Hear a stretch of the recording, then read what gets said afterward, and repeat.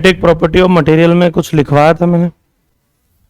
All materials are magnetic not magnet, ये लिखवा दिया मैंने. On the basis of magnetic property materials are three types. कौन कौन से? डायामैग्नेटिक, पैरामैग्नेटिक और फेरोमैग्नेटिक. ठीक है. एनसीईआरटी पढ़ के आने के लिए बोला था मैंने. क्या आप पढ़ के आए हैं? तो फिर मैंने बोला क्यों था? क्या हो गया?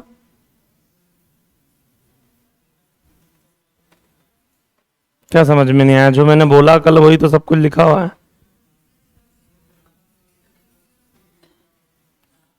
ग्राफ आप छोड़ देते, ससेप्टिबिलिटी भी छोड़ देते. चलो ठीक है, जिन्होंने ट्राई किया अच्छी बात है. जो पॉइंट्स मैं बोल रहा हूं वो लिखते हुए चलिए जल्दी फटाफट लिखिए. हाँ, नोट्स में लिखते हुए चलिए फटाफट. आपको एनसीईआरटी रीड करना है वैसे तो मैक्सिमम इस पोर्शन की. लिखिए, magnetic dipole moment of diamagnetic atom.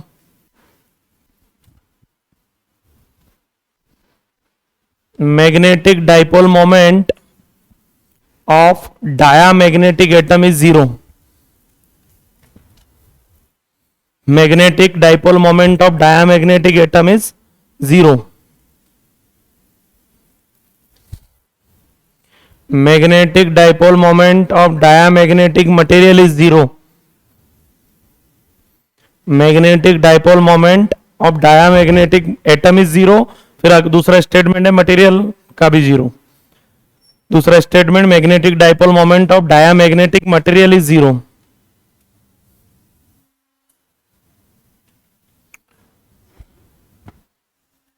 भाई चल तू यार, हिमांशु, विनय और विवेक, तुम तीनों वहां जाके बैठो थर्ड फ्लोर पे. वहां पढ़ो जहां अपनी क्लास लगती है, और दिन भर तुम वहीं पढ़ोगे और बाकी के तुम यहां पढ़ोगे.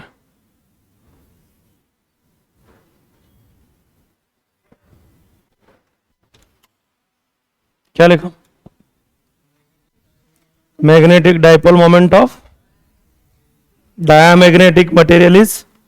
Next, magnetic dipole moment of paramagnetic atom.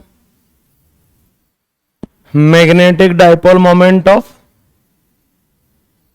Paramagnetic atom is non zero.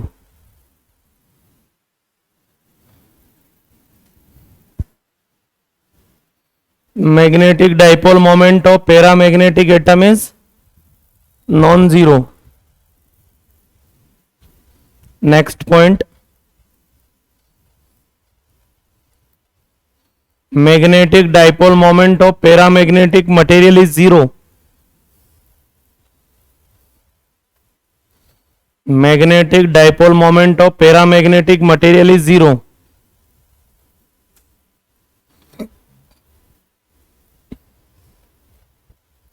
Magnetic dipole moment of paramagnetic material is zero. Next, magnetic dipole moment of ferromagnetic atom is non-zero. Magnetic dipole moment of ferromagnetic atom is non-zero.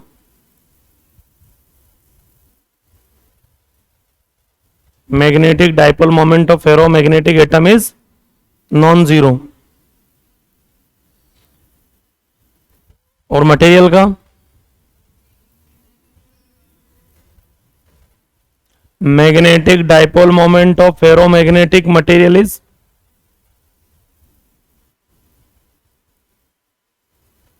Magnetic dipole moment of ferromagnetic atom is zero, sorry non zero कर लिया. Magnetic dipole moment of ferromagnetic material is may और may not be zero.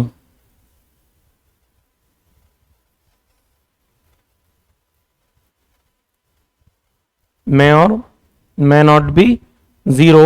And इसी statement को continue करना है. And if their dipole moment is non zero, if their dipole moment is non-zero, they known as magnet. They known as magnet.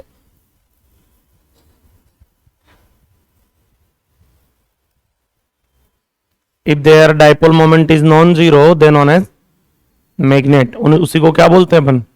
Next line में magnet का definition लिख लो. क्या लिखोगे? Ferromagnetic material with non zero magnetic dipole moment. Next line में magnet heading डाल के उसका definition लिख लो अगले पॉइंट में. क्या लिखोगे? Ferromagnetic material with non zero magnetic dipole moment. Ferromagnetic material with non zero magnetic dipole moment.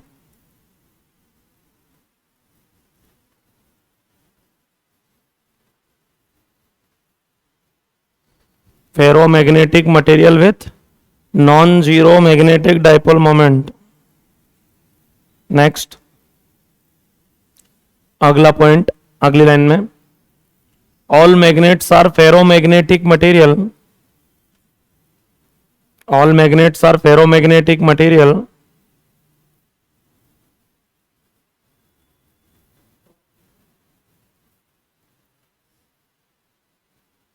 but all ferromagnetic materials are not magnet. All magnets are ferromagnetic material, but all ferromagnetic materials are not magnet.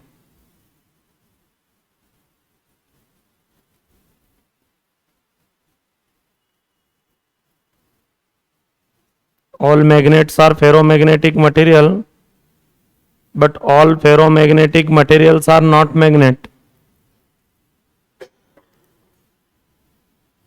Next heading लिखिए Curie temperature. Curie temperature heading हो जाएगी Curie temperature. डेज लगा के क्या लिखोगे? Temperature at which ferromagnetic material is convert into paramagnetic material. Temperature at which ferromagnetic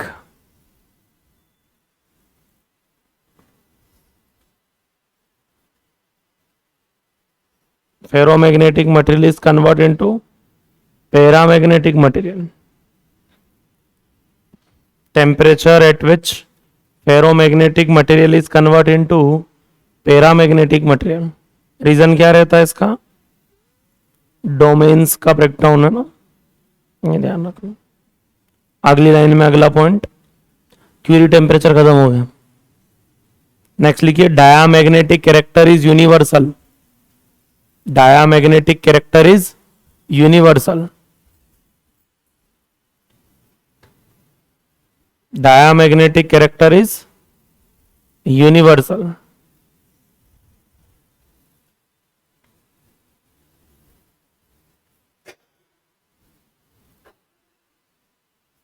Next, diamagnetic material show repulsion with magnetic field.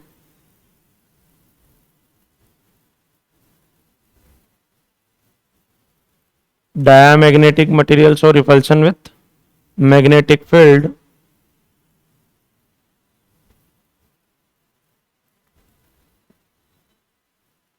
and they have tendency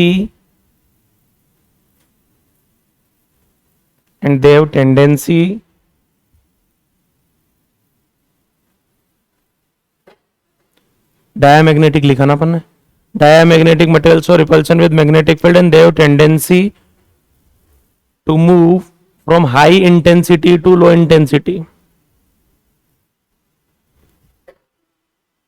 They have tendency to move high intensity to low intensity.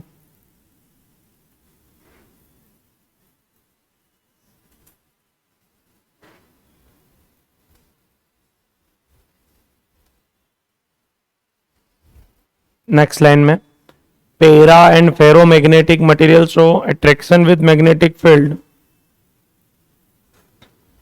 Para and ferromagnetic materials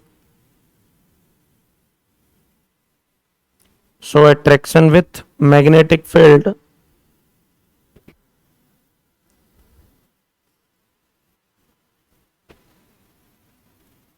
and they have tendency to move low intensity to high intensity. उल्टा लिख लो, repulsion को attraction कर लो और लो to high हो जाएगा movement का tendency, and they have tendency to move from low intensity to high intensity.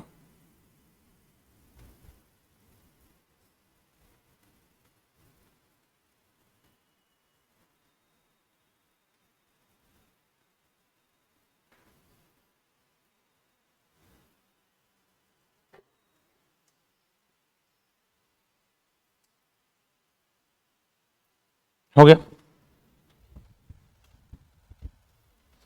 बस. देखिए मैग्नेटिक डाइपोल में हमने ये डायग्राम नहीं बनाया, यहां बना लीजिए. एक मैग्नेट है जिसका ये नॉर्थ पोल है और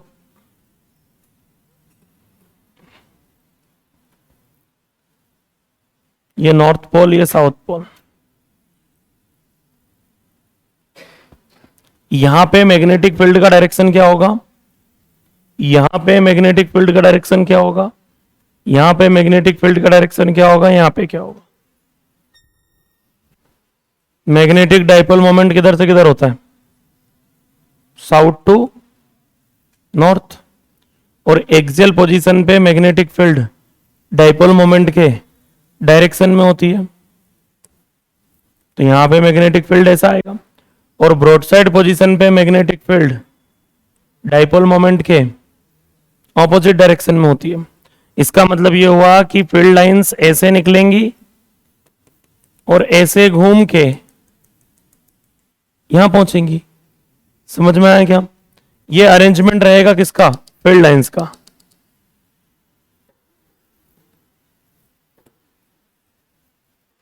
अभी हम ओनली फील्ड फील्ड बना रहे हैं, यहां पे फील्ड लाइंस बना लेंगे बाद में.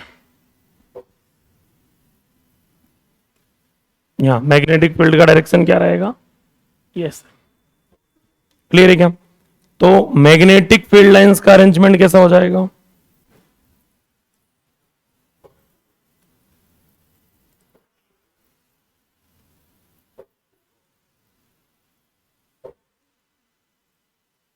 पानी पी ले.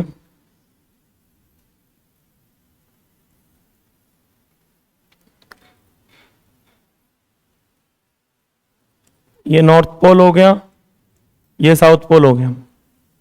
South to north magnetic dipole moment. अब वो जो फील्ड का अरेंजमेंट है उसको कैसे बनाया जाए. देखिए मैंने क्या बताया आपको, नॉर्थ से फील्ड निकलेगी और साउथ में इंटर करेगी.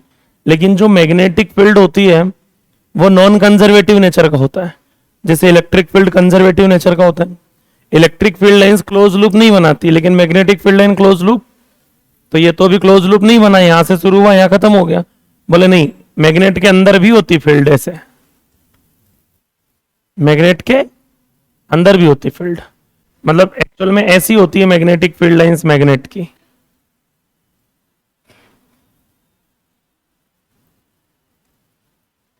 समझ में आ रहा क्या?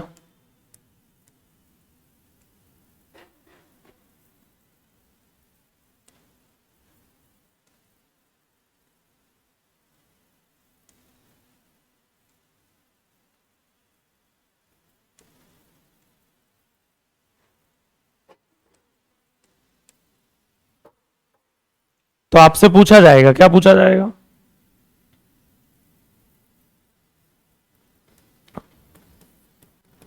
डायरेक्शन ऑफ मैग्नेटिक फील्ड पूछा जाएगा. क्या टिक करके आओगे, मैग्नेटिक फील्ड का डायरेक्शन किधर होता है आपके हिसाब से. दो आंसर आएंगे, आउटसाइड ऑफ मैग्नेट. क्या टिक करके आओगे, नॉर्थ से निकल रही है साउथ में एंटर कर रही, तो नॉर्थ टू साउथ टिक करके आओगे. इनसाइड द मैग्नेट, मैग्नेट के अंदर, south to north to south magnet के बाहर, ठीक है, और साउथ टू नॉर्थ मैग्नेट के अंदर। क्लियर? ये बना लो पहले।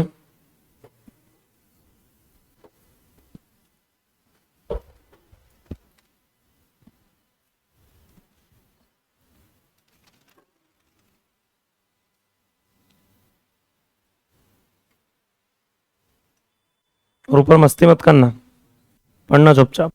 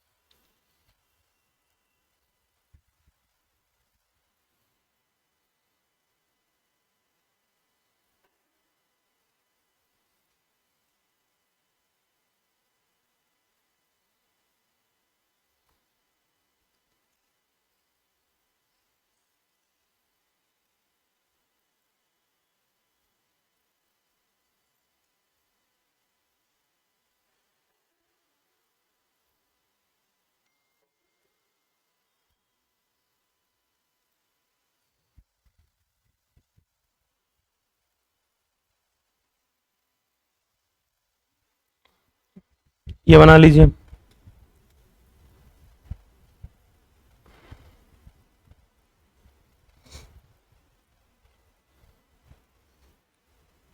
आज किस चीज का टेस्ट है?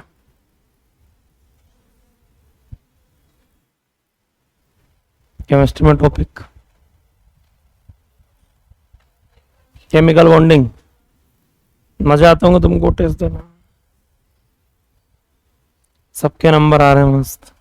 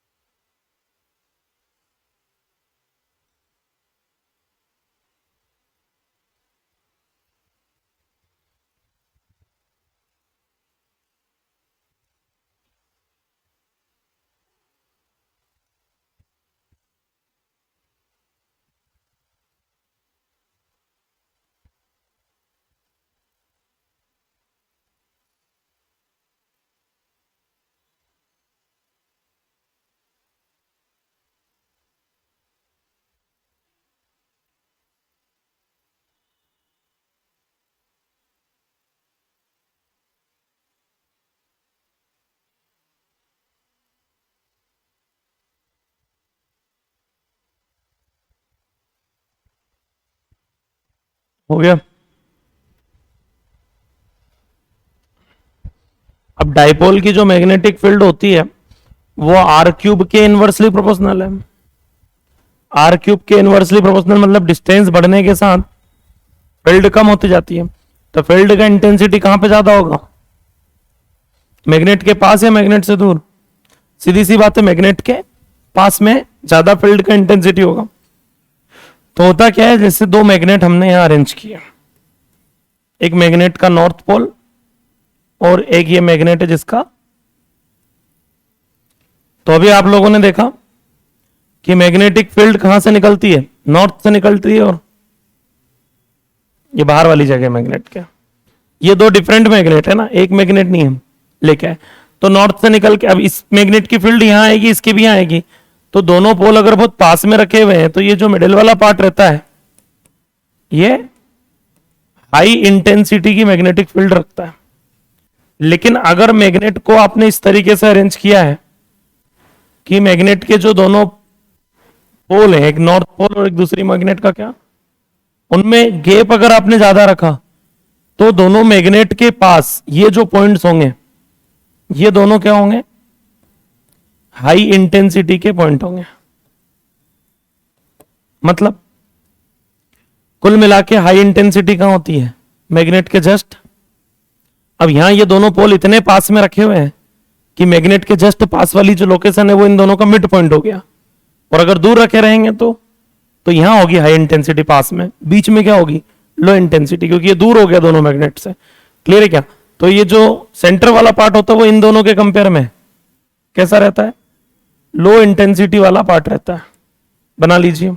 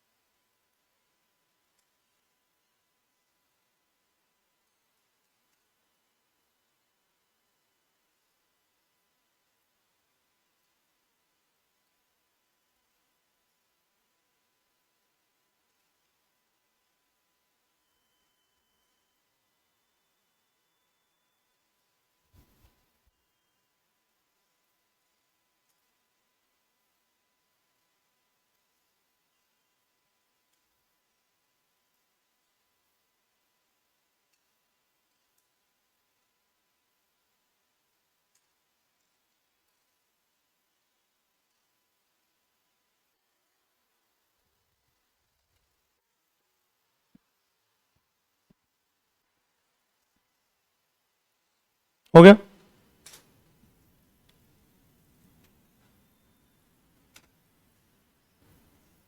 इस पे क्वेश्चंस आते हैं। आपको मटेरियल पहचानना होता है कि मटेरियल डायामैग्नेटिक मटेरियल है या पेरा है। पेरा और डाया ही पूछते हैं, फेरो भी हो सकता है लेकिन फेरो पूछते नहीं है।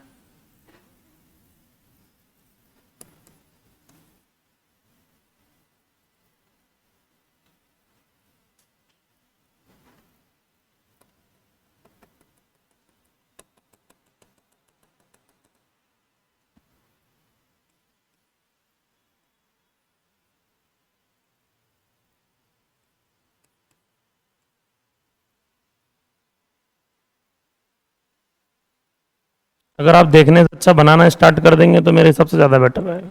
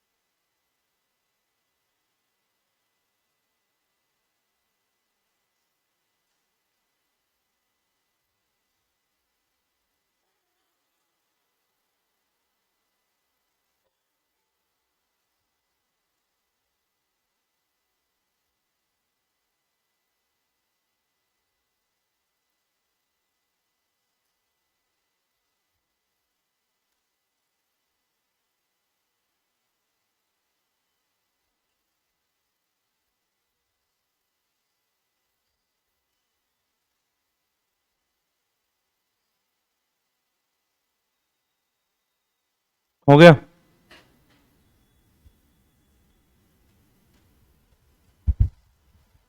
बताओ पहला मटेरियल कौन सा है? पेरा या डाया?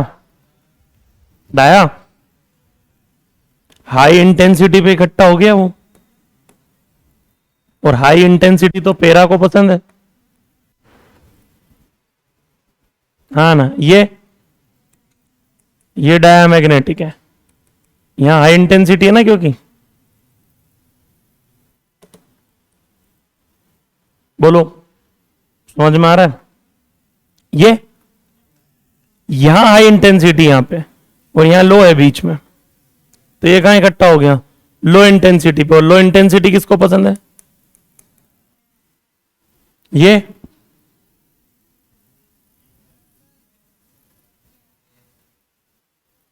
दोनों मैग्नेट पास पास है, तो यहां बीच में हाई इंटेंसिटी होगी। और जो मटेरियल हाई इंटेंसिटी पे आके इकट्ठा हो गया, वो कौन सा मटेरियल होगा? मैग्नेटिक फील्ड किसको पसंद है? पेरा को, तो पेरा होगा। ये हाई इंटेंसिटी वाली जगह से दूर भाग गया दोनों तरफ, है ना, तो हाई इंटेंसिटी से जो दूर जाए वो कौन? डाया। अब मैग्नेट्स जब दूर दूर रखी होती है तो हाई इंटेंसिटी यहां होती है, और यहां होती है लो इंटेंसिटी, तो ये हाई इंटेंसिटी से दूर भाग के बीच में इकट्ठा हो गया, मतलब लो इंटेंसिटी पे इकट्ठा हो गया, तो कौन है? लो इंटेंसिटी, मतलब फील्ड किसको पसंद नहीं है? डाया। ये बीच में यहां लो इंटेंसिटी होती है, यहां हाई, तो ये हाई इंटेंसिटी पे इकट्ठा हो रहा है। ठीक है, तो ये कौन हुआ? ये होगा पेरा। और ये दोनों लेवल सेम होना चाहिए, लेकिन ये इधर इकट्ठा हो गया मैग्नेट्स के बीच में, मतलब उसको मैग्नेटिक फील्ड पसंद आ रही होगी, तभी तो फील्ड में है। हाँ ना, तो ये कौन है?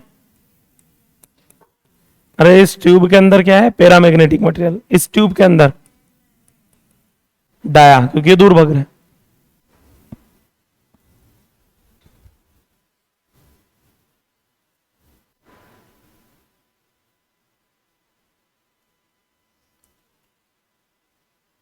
लिख लिए?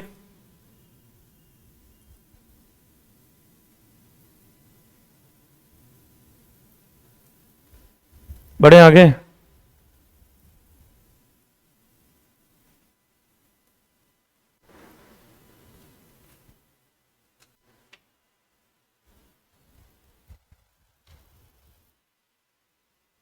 मटेरियल तो लिखना, डायग्राम तो बना ही लिए थे। कितने हो गए थे? सातवां।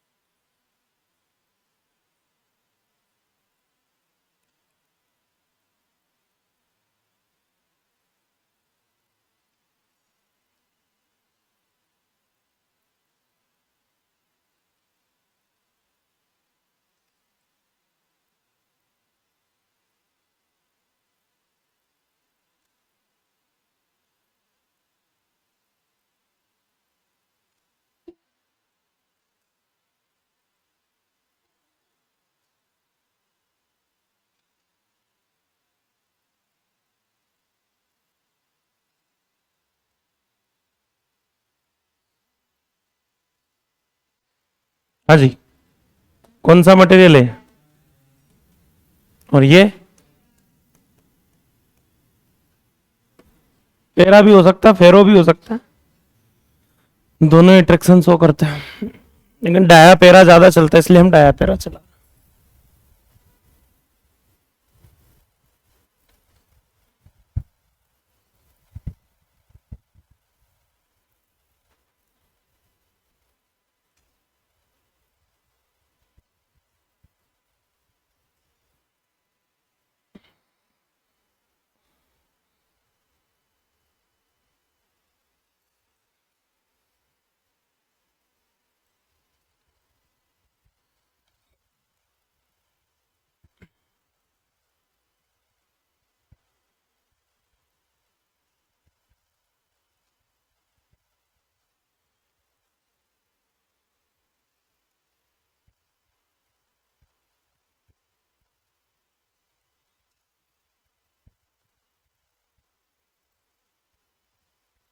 हो गया?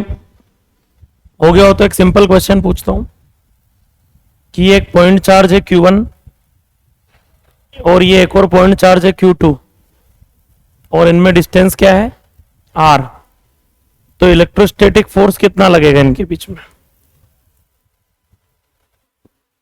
नहीं के मत बोलो, के को हटाओ। हाँ, अरे के मत बोलो, मतलब के का रिजल्ट बोलो, है ना? के मत बोलो तो बोलो Q1 Q2 1/4 epsilon not Q1 Q2 bye, सही है गलत है? सही रिजल्ट 1/4 एप्सिलॉन है, ये एप्सिलॉन नॉट है। ऐसा कब बोला मैंने कि वैक्यूम है इनके बीच में? सही रिजल्ट 1/4 एप्सिलॉन नॉट है या 1/4 एप्सिलॉन है? याद है आपको? फिर एप्सिलॉन को क्या लिखते हैं अपन? और वैक्यूम रहे तो एप्सिलॉन आर की वैल्यू क्या हो जाती है? 1। मान लो हो गया ना। इलेक्ट्रोस्टैट में हम देखते हैं कि एक पॉइंट चार्ज की वजह से किसी पॉइंट पे मान लो इलेक्ट्रिक फील्ड ई है और यहां पे हम एक मीडियम लेके आ जाएं जिस मीडियम का एप्सिलॉन आर है, तो बताओ नया इलेक्ट्रिक फील्ड कितना हो जाएगा? ई बाई के हो जाता है। अरे एप्सिलॉन आर को ही वहां पे के बोलते हैं, के बोले तो डाई इलेक्ट्रिक कॉन्स्टेंट। अरे एप्सिलॉन आर को वहां पे क्या बोलते हैं? के बोले तो क्या? Dielectric constant. तो जैसे एप्सिलॉन होता है ना, epsilon naught into epsilon r, और वैक्यूम के लिए या एयर के लिए एप्सिलॉन आर की वैल्यू क्या हो जाती है? 1 हो जाती है। वैसे ही म्यू होता है mu naught into mu r. Mu क्या होता है? Mu naught into mu r, और जो म्यू आर है उसकी वैल्यू 1 हो जाएगी किसके लिए?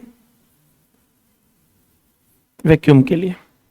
वैक्यूम का म्यू आर 1 हो जाता है, तो क्या बचता? Only mu naught.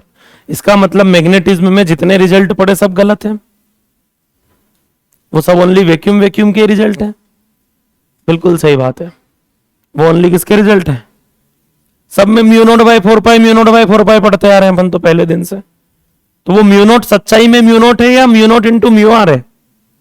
वो mu naught into mu r है, वो ओनली म्यू नॉट नहीं है। म्यू आर का वैल्यू क्या मान के आ रहे हैं हम? मतलब हम पहले दिन से वैक्यूम मान के चल रहे हैं। एक स्ट्रेट वायर अपने सराउंडिंग में कितनी मैग्नेटिक फील्ड प्रोड्यूस करता है आर डिस्टेंस पे? बोले mu by 4 pi, mu not by नहीं, mu by 4 pi 2 by R C2 कितनी फील्ड प्रोड्यूस करता है? Mu by 4 pi 2 by R. और फिर म्यू को क्या लिखेंगे? Mu not mu R by 4 pi 2 by R. फिर वैक्यूम है तो म्यू आर क्या हो जाता है? तो mu not by 4 pi by R 2 by R C2 जिसको हम बोलते हैं। बात समझ में आ रही क्या? तो कहीं ना कहीं अगर हम बात करें तो हमने काफी जिक्र वहां पर मीडियम का किया था। कहां पे? इलेक्ट्रोस्टैट में, कि मीडियम आ जाएगा, आधी डिस्टेंस में मीडियम आ जाए तो फोर्स कितना हो जाएगा, पूरी डिस्टेंस में मीडियम आ जाए तो क्या होगा? इलेक्ट्रिक फील्ड की वैल्यू 1/k टाइम हो जाती है, पोटेंशियल 1/k टाइम हो जाता है, कैपेसिटेंस की बात करें तो वो k टाइम हो जाती है। कैपेसिटेंस में t थिकनेस का एक स्लैब लेके आया जिसका डाइलेक्ट्रिक कांस्टेंट k है। काफी जगह हम काफी सारा डिस्कशन हमने मीडियम से रिलेटेड किया था। मैग्नेटिज्म में ये बातें क्यों नहीं की हमने? क्योंकि मैग्नेटिज्म में मीडियम आने जैसे क्वेश्चंस कम पूछे जाते हैं, बहुत रेयर है कि मैग्नेटिक फील्ड, फोर्स और ये सब वैक्यूम में ही पूछे जाते हैं। वहां मीडियम आने पे जो वेरिएशन आती है उस पर बेस्ड क्वेश्चन इलेक्ट्रोस्टैट में ज्यादा पूछे जाते हैं, लेकिन अब हमको मीडियम को कंसिडर करके चलना है। अच्छा एक बात बताइए, मीडियम आने पे इलेक्ट्रिक फील्ड इंक्रीज होती है कि डिक्रीज होती है? मीडियम आने पे इलेक्ट्रिक फील्ड इंक्रीज होती थी कि डिक्रीज होती थी? 1/k टाइम हो जाती थी, डिक्रीज होती थी। मीडियम आने पे फील्ड, पोटेंशियल, फोर्स ये सब क्या हो जाते हैं? 1/k time. 1/k टाइम मतलब ये क्या हो रहे थे? डिक्रीज हो रहे थे। मैग्नेटिक फील्ड या मैग्नेट, देखिए वहां पे एप्सिलॉन नॉट नीचे था, यहाँ पे म्यू नॉट ऊपर है, तो वहां पे एप्सिलॉन आर से डिवाइड होता था, यहाँ म्यू आर से मल्टीप्लाई होगा। तो मीडियम आने पे मैग्नेटिक फील्ड बढ़ेगा कि घटेगा? वहां पे डिवाइड होने की वजह से डिक्रीज होती थी या k का वैल्यू ग्रेटर देन 1 इसलिए डिक्रीज होती थी? भाई डिवाइड होने का मतलब कम होना नहीं होता है कि k से डिवाइड कर दिया तो फील्ड कम होगी। भाई लेस देन 1 से डिवाइड करोगे तो आंसर बढ़ भी तो सकता है ना। लेकिन दुनिया के सारे मीडियम का डाइलेक्ट्रिक कांस्टेंट ग्रेटर देन 1 होता है, इसलिए हम वहां पे दावा कर सकते हैं कि फील्ड कम होती है। यहां पे मीडियम आने पे फील्ड कितने टाइम हो जाएगी, म्यू आर टाइम हो जाएगी। कितने टाइम हो जाएगी, वहां 1/ε r टाइम होती थी, या 1/k टाइम जिसको हम बोलते थे, यहाँ म्यू आर टाइम होगा, क्योंकि यहाँ ऊपर मल्टीप्लाई में आएगा म्यू आर। अब म्यू आर टाइम होगा मतलब म्यू आर का मल्टीप्लाई करना पड़ेगा, तो म्यू आर का मल्टीप्लाई करेंगे तो मैग्नेटिक फील्ड बढ़ेगा कि कम होगा, बोले वो इस बात पर डिपेंड करेगा कि इस म्यू आर की वैल्यू क्या है। अगर ये म्यू आर 1 है तो उतनी रहेगी, और 1 किसी का होता नहीं, किसी मीडियम का, वैक्यूम का होता हो तो। अगर ये म्यू आर ग्रेटर देन 1 है तो फील्ड बढ़ जाएगी, और ये म्यू आर लेस देन 1 है तो कम हो जाएगी। डायामैग्नेटिक मटेरियल का म्यू आर लेस देन 1 होता है। डायामैग्नेटिक मटेरियल का mu r less than, diamagnetic material अगर आप रख दोगे, मान लो वैक्यूम में मैग्नेटिक फील्ड बी है, बी नोट मान लो है, कुछ वैल्यू है, और आपने मीडियम रख दिया वहां पे, और मीडियम रखा तो देखिए मीडियम लाओगे तो कुछ ना कुछ मटेरियल ही लाओगे ना, मीडियम मतलब कुछ मटेरियल। अब दुनिया में मटेरियल 3 टाइप के होते हैं, डाया, पेरा और फेरो। अगर आप डाया मैग्नेटिक मटेरियल लाके रखते हैं तो magnetic field mu r time होती है, और उनका म्यू आर लेस देन 1 होने के कारण फील्ड डिक्रीज हो जाती है। फील्ड क्या हो जाती है आंटी, बहुत ठंडा है यार। हाँ चलो ठीक है, ये बंद कर देना ट्रिपल। हाँ क्या बोला मैंने, डायामैग्नेटिक मटेरियल्स का म्यू आर लेस देन 1 होता है, और लेस देन 1 होगा तो डायामैग्नेटिक मटेरियल जब भी आएगा तो मैग्नेटिक फील्ड का वैल्यू, और पेरा और फेरो जब आते हैं तो उनका म्यू आर ग्रेटर देन 1 होता है, और जब ग्रेटर देन 1 से मल्टीप्लाई होगा तो फील्ड की वैल्यू।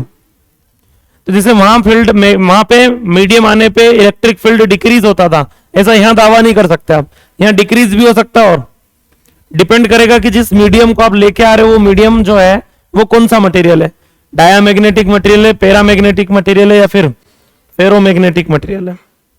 मतलब क्या, मतलब यह है कि एक सोलेनोइड लेकर चल देते हैं, चलो अपन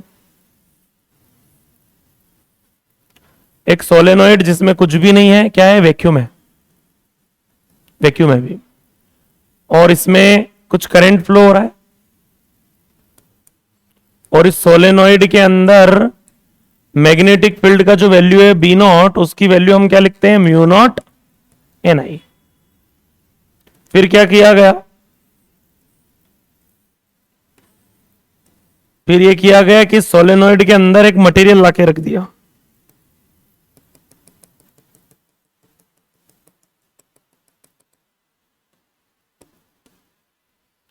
और वापस से करंट फ्लो करवाया गया,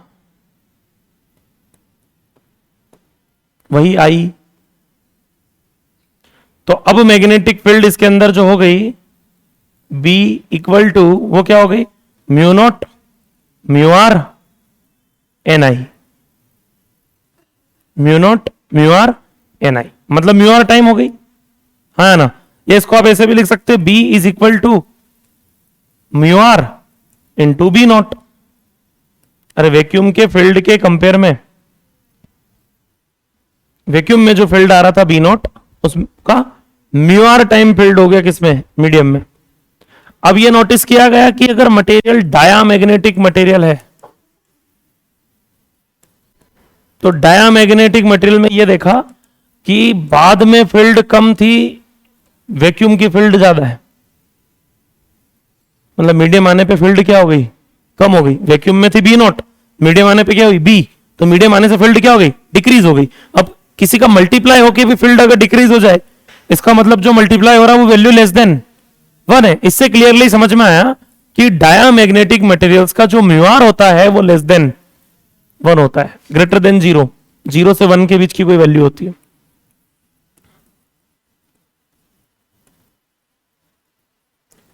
पैरा मैग्नेटिक मटेरियल पे अगर अपन चले तो पैरा मैग्नेटिक मटेरियल में नोटिस किया गया कि मीडियम में फील्ड वैक्यूम के कंपेयर में ज्यादा आई, किसी का मल्टीप्लाई होने पे मैग्नेटिक फील्ड बढ़ गई, इसका मतलब उस मटेरियल का जो म्यू आर था वो ग्रेटर देन 1 रहा होगा। पैरा मैग्नेटिक मटेरियल्स का म्यू आर ग्रेटर देन 1 होता है। म्यू आर है क्या? हाँ, फेरोमैग्नेटिक मटेरियल पे अगर हम बात करें भाई, वहां पे एप्सिलॉन को बोलते हैं परमिटिविटी, और म्यू आर को क्या बोलेंगे? रिलेटिव परमिएबिलिटी, है ना, और म्यू हो जाएगा परमिएबिलिटी। तो वो टर्म्स ध्यान रखना, पता चले म्यू आर ढूंढ रू। ये देखा कि मीडियम में फील्ड वैक्यूम के कंपेयर में ठीक ठाक ज्यादा हो गई, ज्यादा ज्यादा हो गई थी। तो इससे पता चलता है कि फेरोमैग्नेटिक मटेरियल्स का म्यू आर 1 से काफी बड़ी वैल्यू है। ग्रेटर देन 1 है, लेकिन ग्रेटर देन 1 में भी 100, 200, 300 भी हो सकती वैल्यू। आया समझ में कि नहीं आया? छापिए।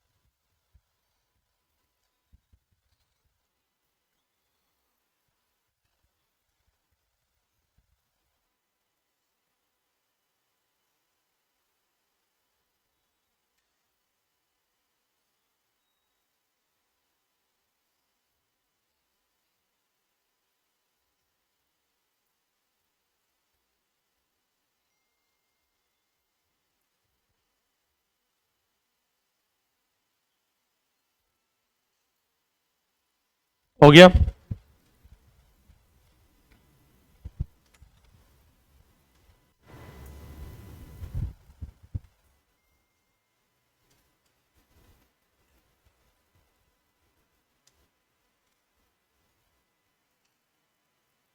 लिख लिया ना ये आपने?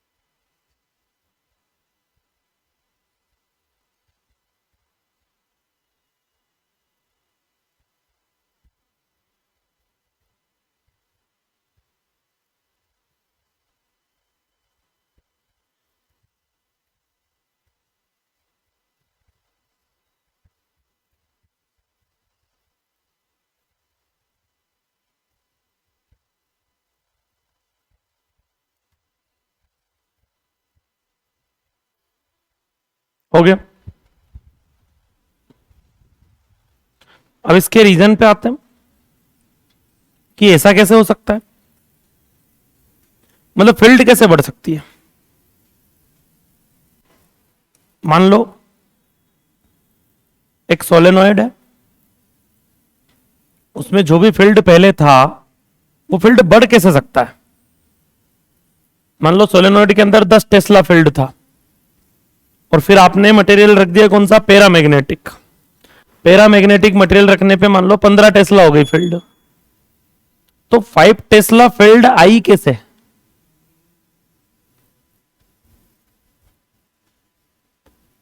वैक्यूम था सोलेनॉइड में, मैग्नेटिक फील्ड 10 टेस्ला थी, फिर आपने पैरामैग्नेटिक मटेरियल रख दिया, तो पैरामैग्नेटिक मटेरियल के रखने से ऐसा क्या हुआ होगा कि फील्ड बढ़ गई।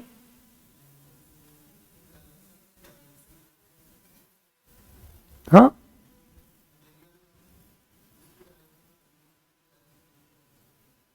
नहीं मटेरियल, वो मटेरियल है, वो फील्ड थोड़ी ना है।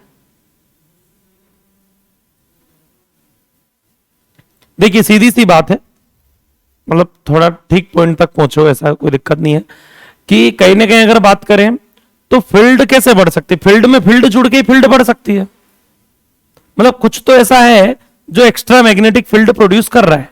मान लो 10 टेस्ला है और 15 हो गई, तो 5 किसी ने तो प्रोड्यूस किया है। और डायमैग्नेटिक मटेरियल रखने पे मान लो पहले 10 टेस्ला था, बाद में 7 टेस्ला हो गया, तो कहीं ना कहीं तो 3 टेस्ला प्रोड्यूस हुआ उस फील्ड के ऑपोजिट। तो ये तो कंफर्म पता था कि फील्ड तभी बढ़ सकती जब कोई नया फील्ड आए। तो हुआ क्या, देखिए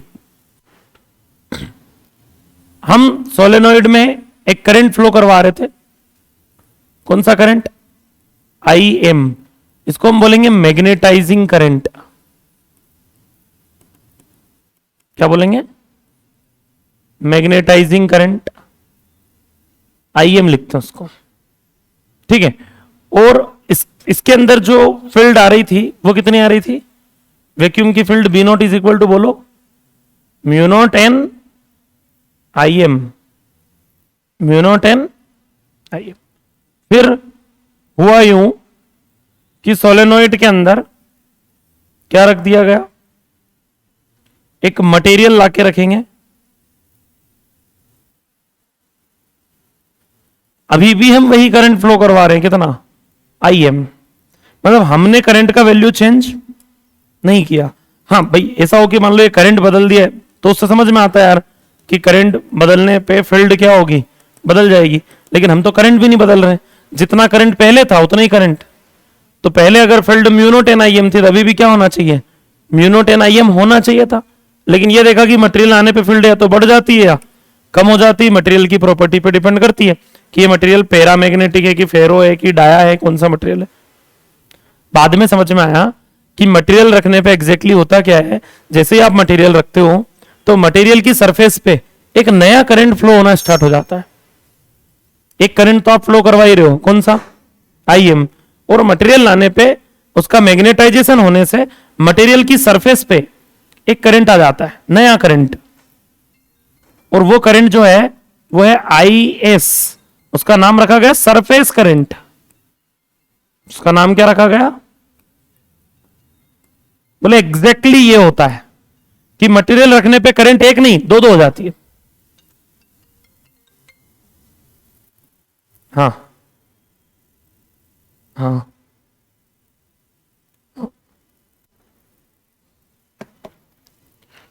देखिए तो दो करंट है, एक मैग्नेटाइजिंग करंट और एक सरफेस करंट।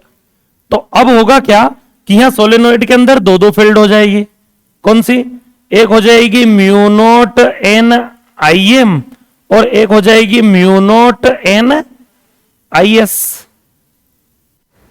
और जब दोनों फील्ड जुड़ जाएंगी तो फील्ड हो जाती है क्या, बी, बी नॉट से, बी नॉट से बी मतलब फील्ड बढ़ जाती है। नेट फील्ड जो है वो आप देखेंगे कि बी को क्या लिखा जा सकता है, mu r into B naught equal to, बोलो ये क्या हो जाएगा, mu not N I M plus mu not N IS।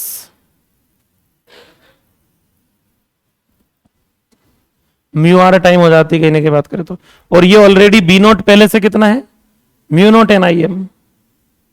अरे ये पहले से कितना है, mu naught N I M है।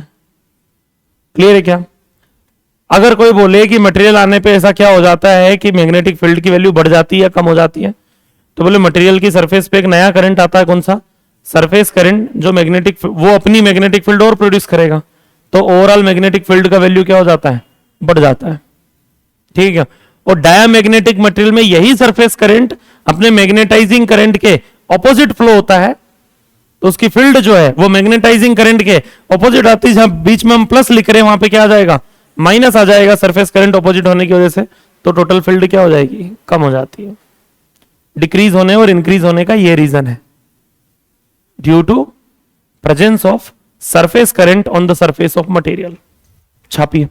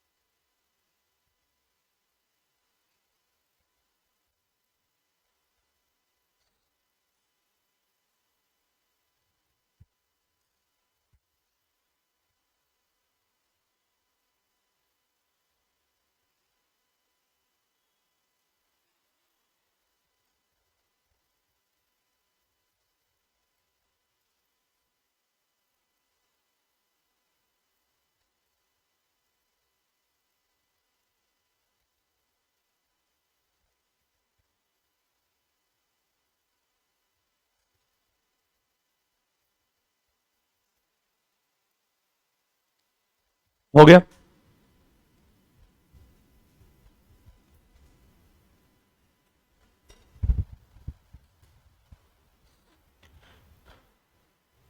नेक्स्ट हेडिंग लिखिए, magnetising field intensity. Magnetising field intensity.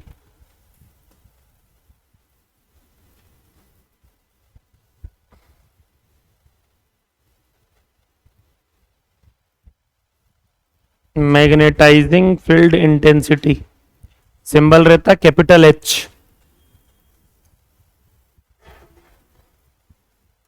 Magnetising field intensity symbol क्या रहेगा, कैपिटल एच। क्या होता है ये समझते भाई, दो करंट फ्लो हो रहे हैं किसमें, सोलेनोइड में मटेरियल आने पे कौन कौन से, एक तो मैग्नेटाइजिंग करंट और एक, तो लिखिए it is a magnetic dipole moment per unit volume of solenoid. It is a magnetic dipole moment per unit volume of solenoid. It is a magnetic dipole moment per unit volume of solenoid due to magnetizing current. Due to magnetizing current. It is a magnetic dipole moment per unit volume of solenoid due to magnetizing current.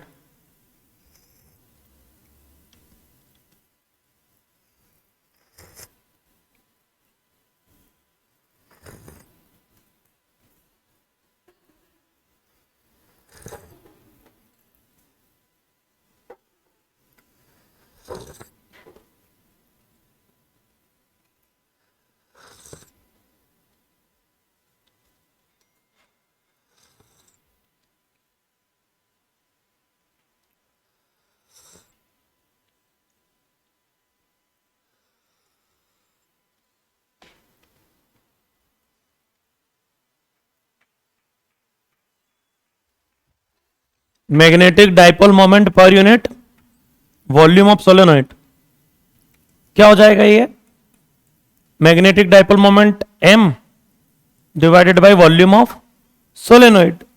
क्या होता है magnetic dipole moment, n a i कौन सा, I am, और solenoid के volume को क्या लिखेंगे, एरिया इंटू लेंथ. अरे वॉल्यूम ऑफ सोलेनोइड को क्या लिखेंगे, एरिया इंटू लेंथ, तो एरिया से एरिया, और n बाई एल क्या बन जाएगा, ये नंबर ऑफ टर्न है और ये लेंथ है, तो number of turn per unit. तो रिजल्ट बताओ क्या हो जाएगा, h इज इक्वल टू, बोलो, N I M. h is equal to N I M. छापिए जल्दी फटाफट.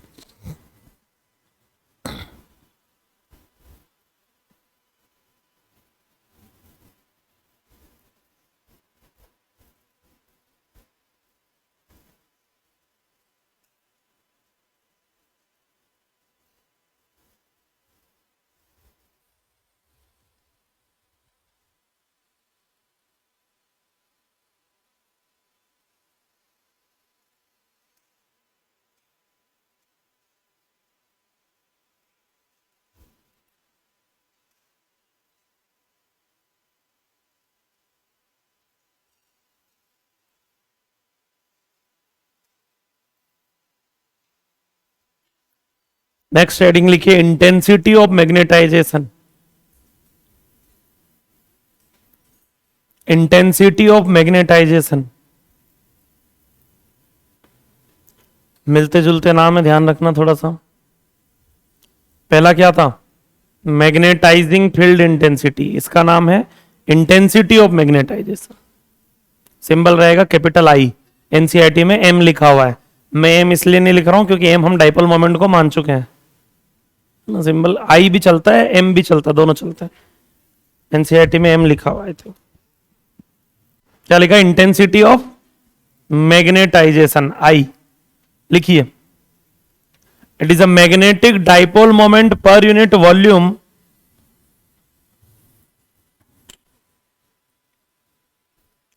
it is a magnetic dipole moment per unit volume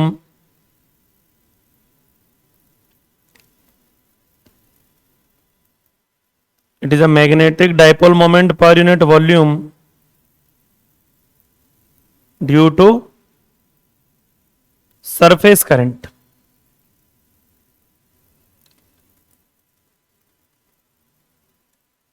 It is a magnetic dipole moment per unit volume due to, है ये भी वही जो वो है, magnetic dipole moment per unit volume. बताओ क्या लिखेंगे, वही एन ए आई एस लिखेंगे divided by area into length. तो ये कैंसिल हो जाएगा, तो इसकी वैल्यू क्या मान के चलते हैं, एन आई एस. वो NIM है, ये NIS है।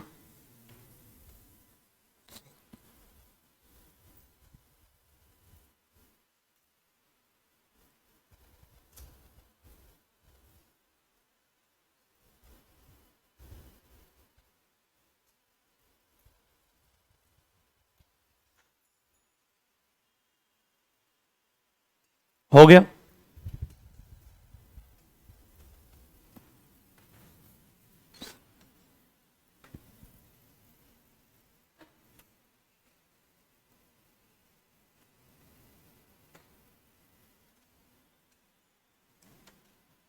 अब हम आगे बढ़ते हैं।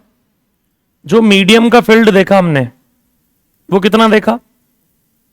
Mu not an IM plus mu not an. भाई मीडियम आने पे फील्ड दो हो जाती है, एक मैग्नेटाइजिंग करंट की वजह से और एक सरफेस करंट की वजह से। तो B is equal to mu naught NIM को लिखा जा सकता है H, है ना, और म्यू नॉट NIS को क्या लिखा जा सकता है I। और जो मीडियम का फील्ड होता है उसको क्या वैक्यूम के फील्ड का म्यू आर टाइम लिख सकते हैं? इसको ऐसे लिख सकते हैं क्या? B naught into, sorry R नहीं, mu r, B naught into mu r equal to, बोलो, म्यू नॉट H प्लस, और B नॉट मतलब वैक्यूम का फील्ड कितना होता है ये? म्यू नॉट N I कौन सा? अरे भाई वैक्यूम के टाइम पे तो एक ही करंट था ना, कौन सा? Mu naught NIM, magnetising current. Surface current तो तब आया जब मटेरियल आया। और इसको बताओ क्या लिखेंगे? म्यू आर इक्वल टू, बोलो, म्यू नॉट H प्लस, कुछ कैंसिल होते दिख रहा है ना, और ये NIM तो वापिस H हो गया। अरे NIM क्या हो गया? तो H into mu r equal to, बोलो, H प्लस, तो म्यू आर का वैल्यू क्या हो गया? Mu r is equal to H plus I by H, या ऐसा लिख सकते हैं 1 प्लस I बाई। अब एक अगली हेडिंग आती है, ratio of intensity of magnetisation and magnetising field intensity. मतलब I और H का जो रेशियो है इसको बोला जाता है काई। काई बोले तो ससेप्टिबिलिटी। जो आप बोल रहे थे ना कि सर एक टर्म आ रहा है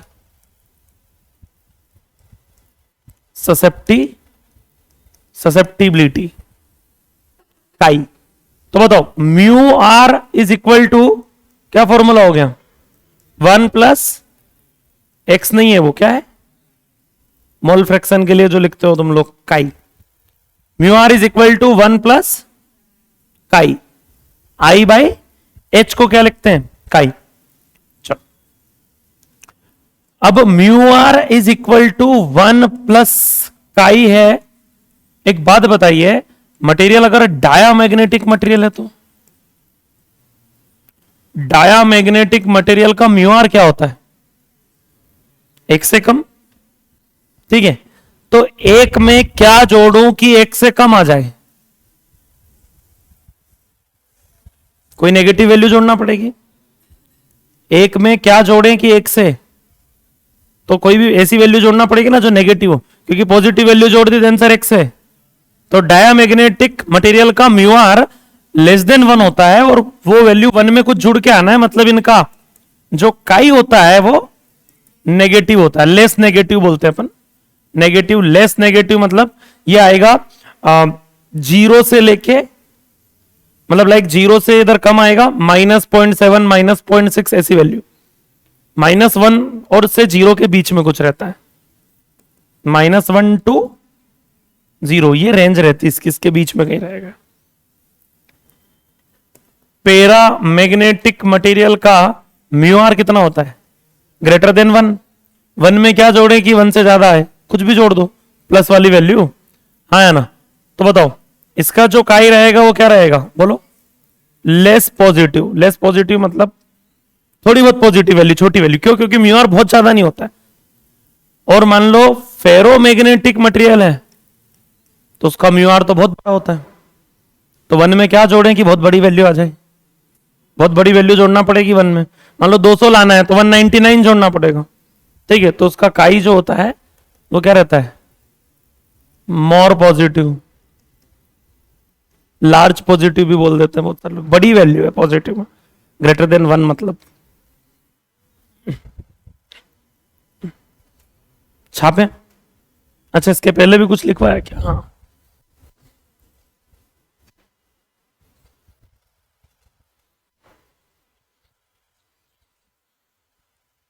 काई क्या होता है? ससेप्टिबिलिटी।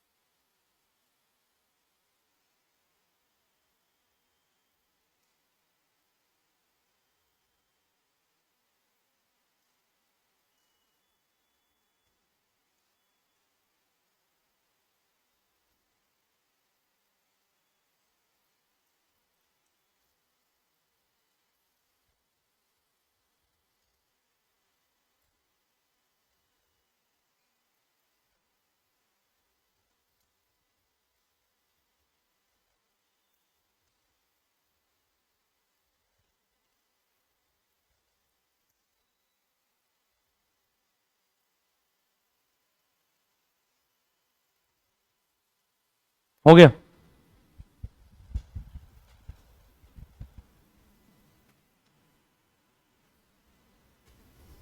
हटाए।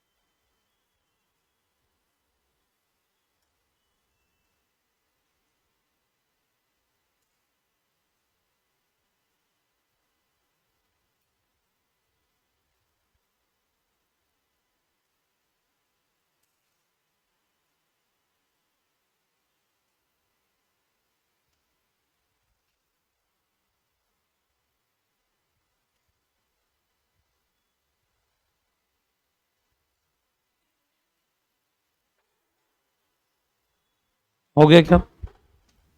लिखिए, कुछ पॉइंट्स लिखिए। Susceptibility of paramagnetic material, arrow लगा के कुछ पॉइंट्स लिखना है। Susceptibility of paramagnetic material, susceptibility of paramagnetic material is inversely proportional to absolute temperature. Absolute temperature मतलब temperature in Kelvin है ना। susceptibility of paramagnetic material is inversely proportional to, इसको इसी ये जो लिखा ना अपने स्टेटमेंट, इसी को क्यूरीज लॉ भी बोलते हैं। अगर कोई आपसे पूछे क्यूरीज लॉ क्या है तो यही है, susceptibility of paramagnetic material is inversely proportional to, para के लिए ही है, फेरो के लिए वैलिड नहीं होता। फेरो में क्यूरी और एक और साइंटिस्ट है विज, है ना, दोनों ने मिलकर एक स्टेटमेंट दिया था कि below the Curie temperature behaviour कुछ और है, अबाउ द बहुत कॉम्प्लेक्स बिहेवियर है किसका, फेरो में, तो वो आता भी नहीं है, ये पेरा का पूछा जाता है। दूसरा लिखिए, इनवर्सली प्रोपोर्शनल, डायरेक्टली कब बोला मैंने, inversely proportional to absolute temperature या टेम्परेचर इन केल्विन, कुछ भी लिख सकते हो। Susceptibility of paramagnetic material is inversely proportional to, जी भी, susceptibility is inversely proportional to temperature. Graph,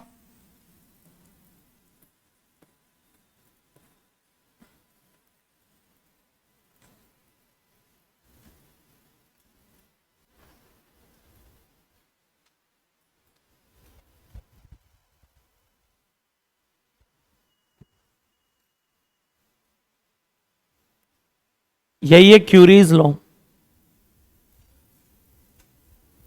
इसी को क्या बोलते हैं,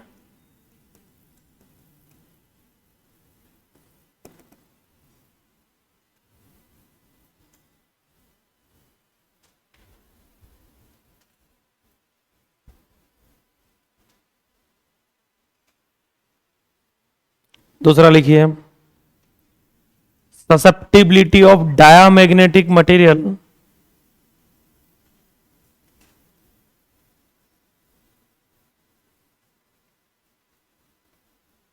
ससेप्टिबिलिटी ऑफ डायामैग्नेटिक मटेरियल। वैसे तो ना देखिए, एक चीज मैं आपको बता दूं, इसमें भी रेंज है कि लिमिट्स होती कुछ की यार, वहां तक डिपेंड नहीं करेगी, उसके बाद फिर करना ही पड़ेगा, लेकिन हम हमारे सिलेबस में ये मान के चलते हैं कि डिपेंड नहीं करती। लिखिए, susceptibility of diamagnetic material does not depends on temperature, मतलब टेम्परेचर के साथ चेंज नहीं होती, does not depends on temperature.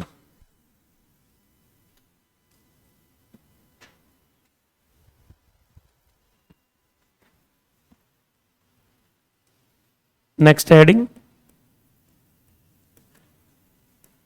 hysteresis.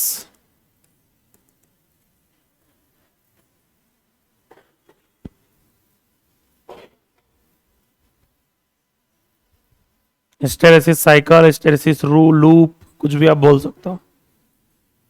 कल डिस्कस करेंगे इसको, क्योंकि बड़ी हेडिंग है, इसको पहले समझना पड़ेगा फिर लिखेंगे। बड़ी हेडिंग मतलब चलेगी आधा घंटा 35 मिनट कम से कम। कल हो जाएगा चैप्टर अपना डन, ये लास्ट हेडिंग है, इसके बाद एमसीजी पढ़ाना है, मूविंग कॉइल गैल्वेनोमीटर, मतलब कल जल्दी फ्री हो जाएंगे, 1 घंटे के अंदर ही खत्म हो जाएगा सब।